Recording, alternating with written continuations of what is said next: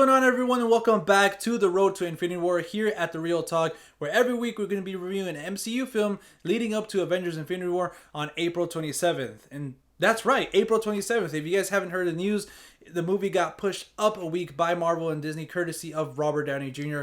So thanks to him, we're getting the movie a week earlier. So what does that mean for the Road to Infinity War? Not much. It's just that you guys are going to get two reviews that same week. So Guardians of the Galaxy Volume 2 and obviously Avengers Infinity War. If you guys are wondering where's Spider-Man Homecoming, Thor Ragnarok, and Black Panther, I already have reviews up for those films in my channel, so they're going to be on that playlist as well. So without further ado, let's get to this week's review, and that is for Iron Man 3, released in 2013, obviously starring Robert Downey Jr., Gwyneth Paltrow, Guy Pearce, Rebecca Hall, and Don Cheadle. And my special guest is none other than Mr. Zach Pope. So Zach, take it away, man. What's up, everyone? My name is Zach, and John, thank you so much for having me on as this review. Iron Man 3. This is the movie that I told you I wanted to talk about with you on your channel as you are having this road to Infinity War. Of course, we're all excited about Infinity War, and of course, Iron Man was what kicked off this MCU universe. Now, this is a particular Iron Man film that we are talking about that not a lot of people love, and some people absolutely hate, and some people do really enjoy. And where do I fall in that minority for talking about Iron Man 3? Well, I fall probably in the minority for this whole thing. I like Iron Man 3. I actually find this to be the most entertaining out of all the Iron Man films. It's not the best. I still think Iron Man 1 is purely the best Iron Man film in general, but I still think there's a ton of fun to be had throughout all the Iron Man films. But this Iron Man 3, the reason I really like this film is, one, this is the first film post-Avengers. This is the biggest post-Avengers film that we have after the first Avengers film.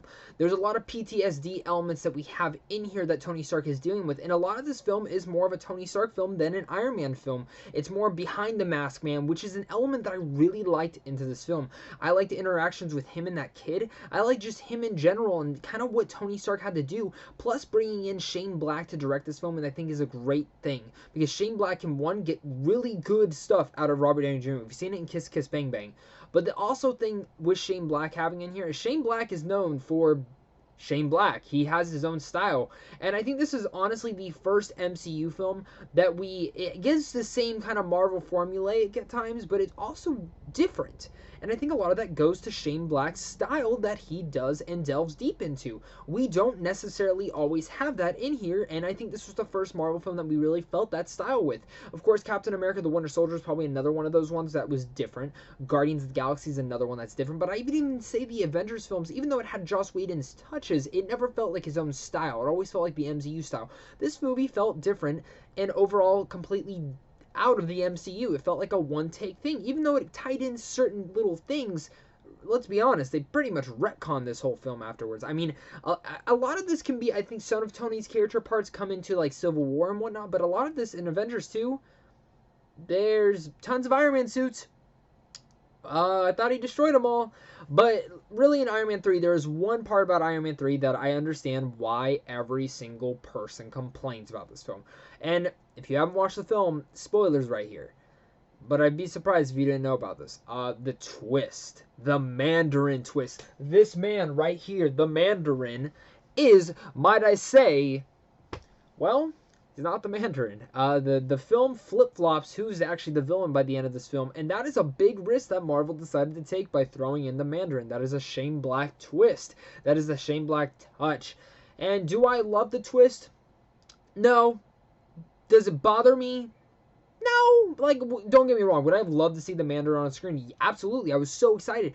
But still, Ben Kingsley playing Trevor, I thought it was an entertaining thing. I thought it was funny. Does it work completely? No. But at the same time, it didn't take away from the movie for me. And I know some people it does take away. I know some people this is the worst film in the Iron Man franchise. This is the worst film in the MCU because of this twist. This twist takes away so much from all the stakes, from everything they threw in. And I will say, even throwing in Killian as the main villain towards the end, that didn't work for me. I thought, yeah, he was cool, he was badass. The fight scene at the end was really cool with Gwyneth Paltrow and him and all of his Iron Man suits. I thought that was all very cool. But don't get me wrong, like, it should have been cooler to see him actually fighting the Mandarin, because the Mandarin is a very cool character in the comic books. And for me, that's always one thing that really bothered me. I wish we would have seen the Mandarin. And I know there's some shorts and some theories that, no, the Mandarin's real and this is just a rumor and this is just a fake because he's Trevor's an actor. But At the same time, I can't just acknowledge that because there's no definitive proof to it. There's nothing that the Marvel has come out and said, yeah, no, there's a real Mandarin. Like, there's been shorts for it, but nothing like that we've seen in the chronological movies, which I would love to see, but I don't know if they ever will touch that. But besides that twist, I think this film is so much fun. I think the humor in here is fantastic. I think it's intense at times. I think the whole just movie in general is different.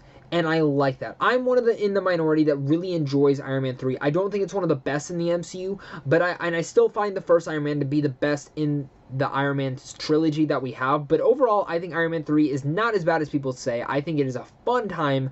I think it has some great humor and some great aspects to it. I wish they wouldn't have retconned everything completely, but I still think Iron Man 3 is a really fun watch. So if you've never seen it and you're kind of been diverged because of the twist, don't worry about the twist. Just go in and watch the film.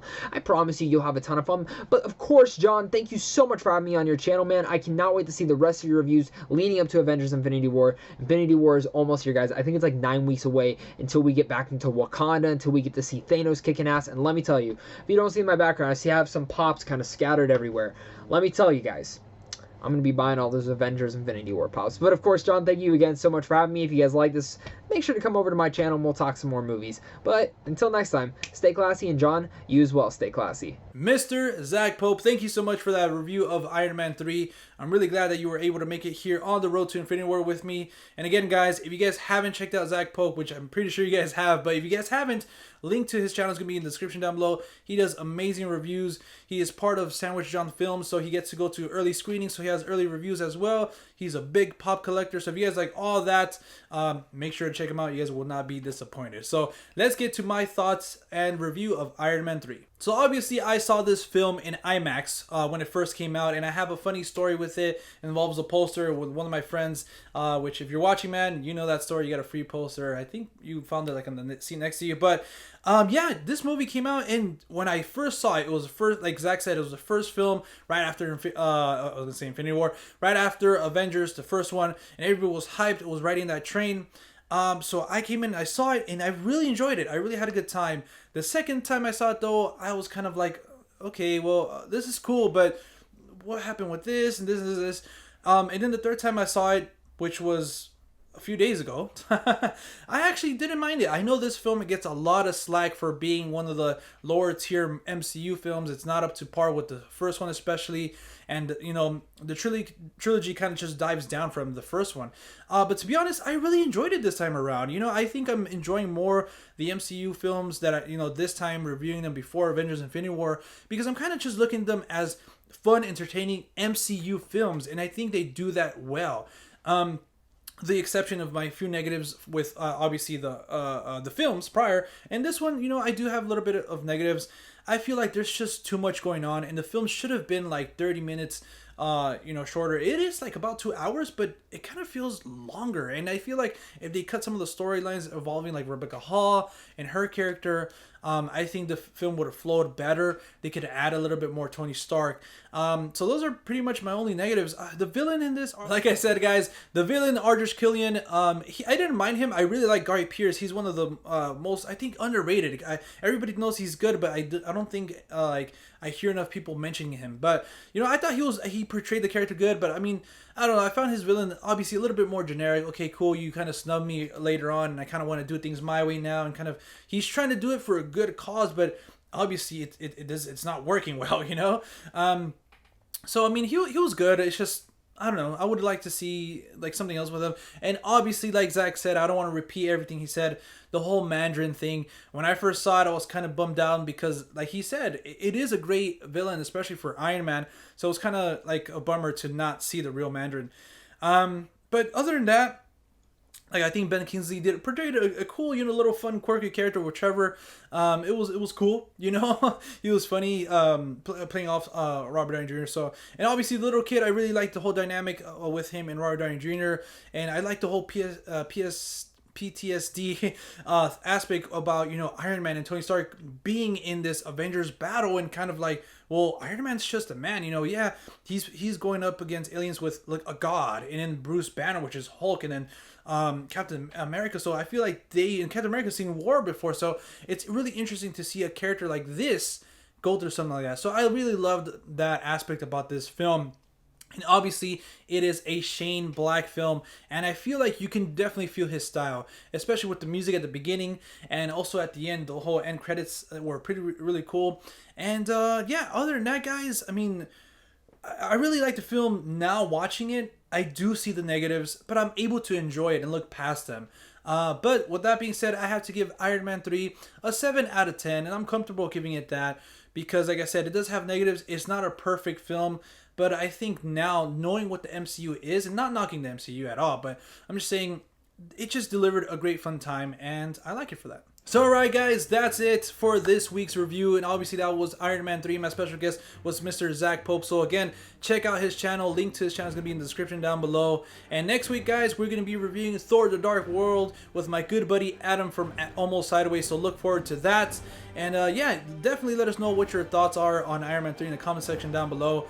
And yeah, if you guys want to follow me outside of YouTube, you guys can at The Real Talk, Talk with 2Ks on Instagram, Twitter. You guys can also find me on Stardust doing my early reactions to TV and movies as well, just at The Real Talk.